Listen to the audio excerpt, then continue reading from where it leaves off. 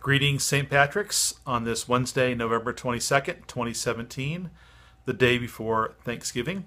I hope everyone has a blessed Thanksgiving holiday, and I pray for those of you that are traveling that you have safe travels. And for those who are in town, we'll see you on Sunday for Christ the King Sunday, our last Sunday of the Christian year, before we begin to get ready for Advent. And that's what I want to talk about today. I want to say a few things about Advent as we get ready for the season. Hopefully, when you were at, those of you at Church Sunday, you received our handout that has our Advent calendar. There'll be more of those this next Sunday, so you can grab a hard copy of that, although I will attach a PDF of that to this week's newsletter. But just a reminder that Advent is really a time of waiting and preparing for the coming of Christ. Advent means coming. So we think about the truth of Christ's future coming. We remember his past coming.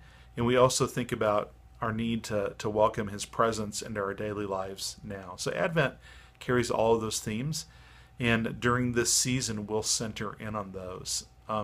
One of the things we're doing as a parish is we have sets of Advent candles, one for each household, just as a gift from the parish, that you can take home and use to make your own Advent wreath.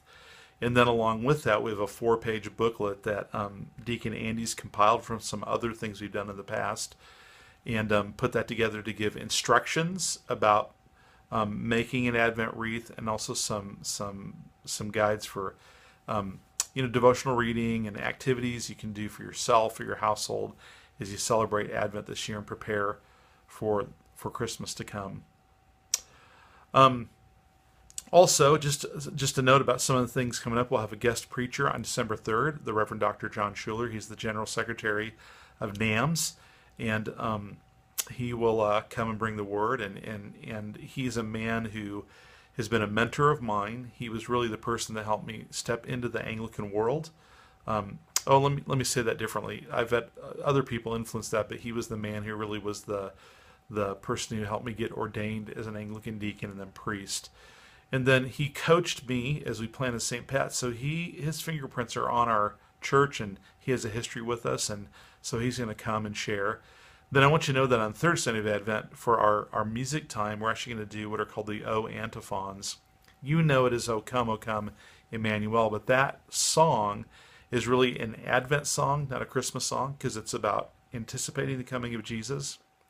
And then each verse is an antiphon that, like in a monastery, for example, from the 17th to the 24th, that'll be the antiphon that's sung during the Psalms, each one of those for one of those days to get ready for Christmas. So we're going to collapse those into one Sunday and have a special time of singing that with a candlelight vigil to just mark that third Sunday of Advent, getting ready for Jesus to come. We are also sponsoring a family through Lighthouse for Christmas. We have the opportunity to provide Christmas gifts for a family of 5. And beginning this Sunday, we'll have information so that you can, if you choose to, your household can buy one or more gifts for the family. We'll have that all neatly laid out so you can easily buy a gift. And what that's going to involve is buying a gift, wrapping it, and getting it to church by Sunday, December 10th, so we can turn those into Lighthouse. Then we're having, after Advent, our first event after Advent is the evening of December 24. The morning is actually the fourth Sunday of Advent, but the evening, Christmas begins, and we'll have a joint Christmas Eve service with Apostles Anglican Church, and all the people leading up front will be a combination of folks from both parishes, both clergy, music team, servers, everything. We're going to do this together. It's going to be family friendly. It'll be at 6:30 p.m. It will be at Apostles. We will once again do our spontaneous Christmas pageant, along with reading the Christmas story for the kids, and then have a traditional Eucharist with nothing but Christmas carols.